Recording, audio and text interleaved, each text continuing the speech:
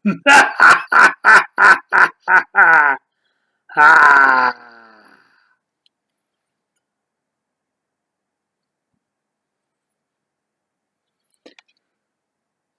nit, bon dia.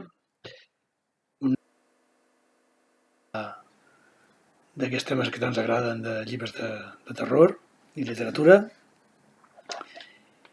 I bé, avui us parlaré de un clàssic també victorià, un clàssic dels clàssics, que se'l reconeix sobretot per el més famós i celebrem Retrat d'una dama,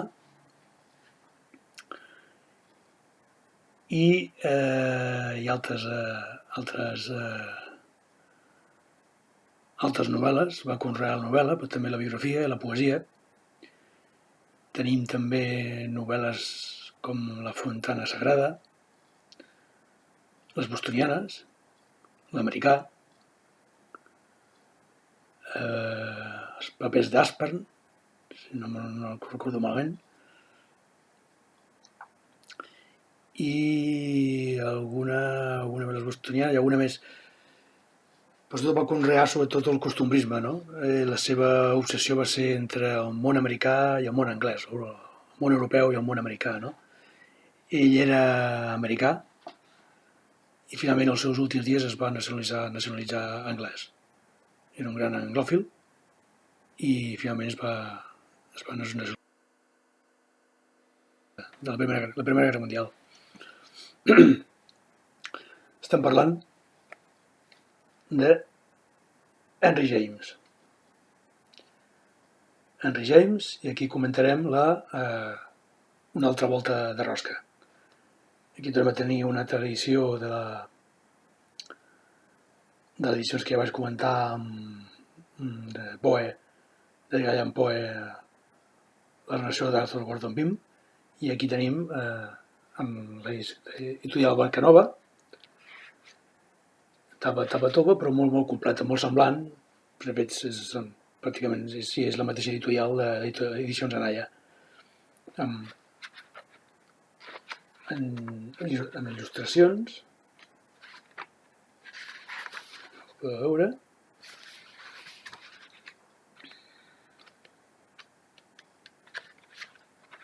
Passarem una que és la de la portada, que és més grossa.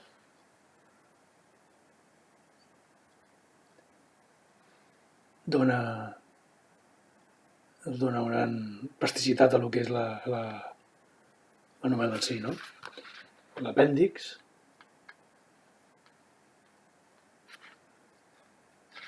L'apèndix, molt semblant a les edicions d'Anaya, però el format és el mateix. Signat per l'apèndix per Ramon Buckley. Versió catalana, traducció d'Eva Pereira Maneiro, il·lustracions d'Àngel Lluís González. Quina foto dibuix, Henry James, era gran.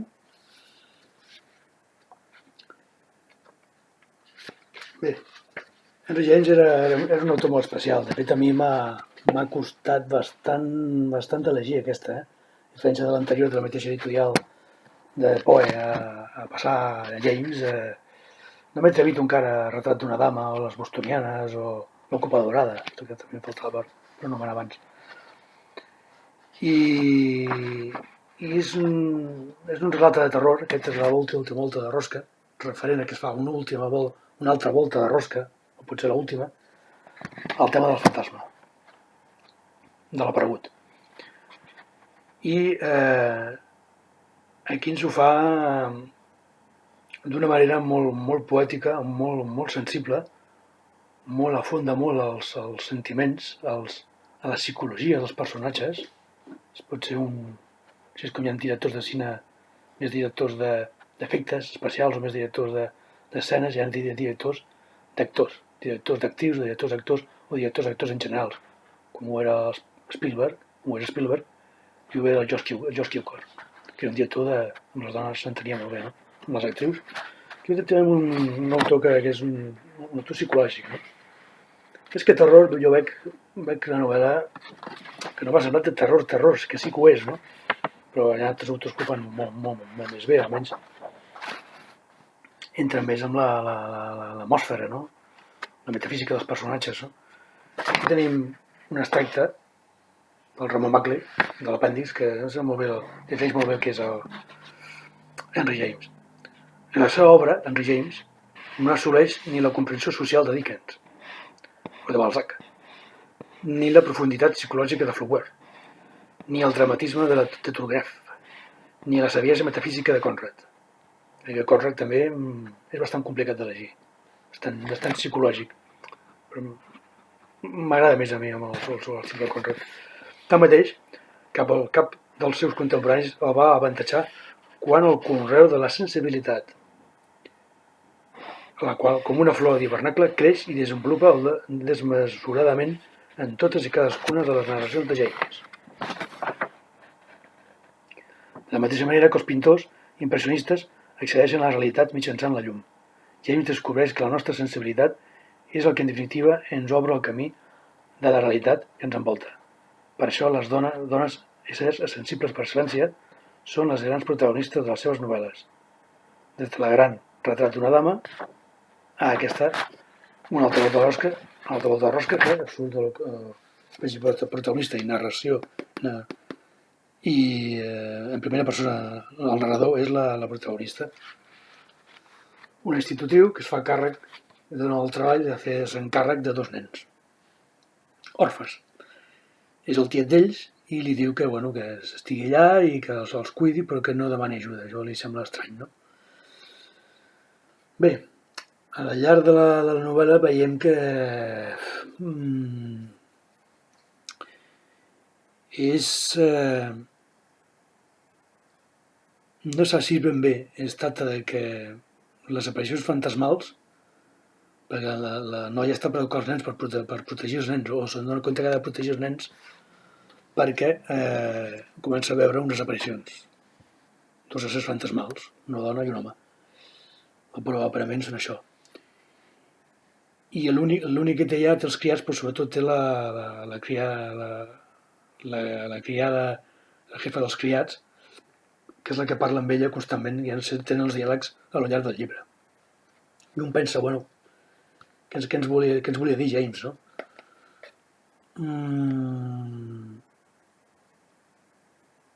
Hi ha fantasmes de veritat, hi ha aparicions espirituals fantasmàuriques, reals, o s'ho imagina ella. Té un gran complex psicològic. Molts han volgut veure,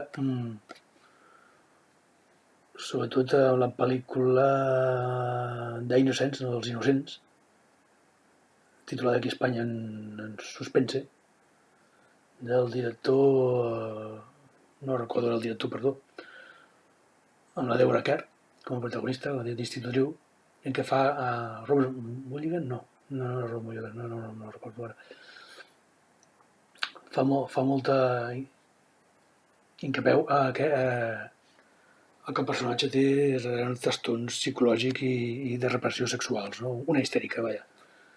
Que ja en aquell moment l'histerisme havia estat investigat per Sigmund Freud, no?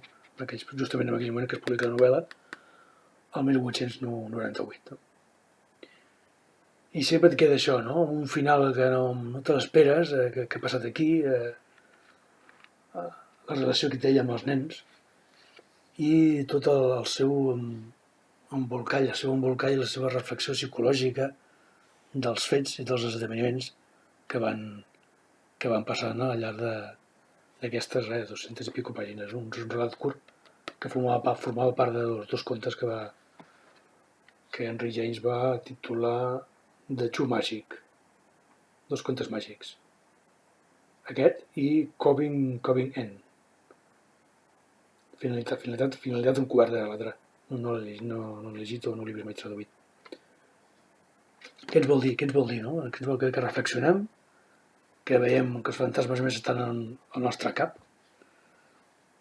que realment hi ha entitats que ens poden sorgir al nostre camí, a la nostra vida, i ens poden fer canviar i influenciar per bé o per mal, perquè pot ser per bé, només per mal.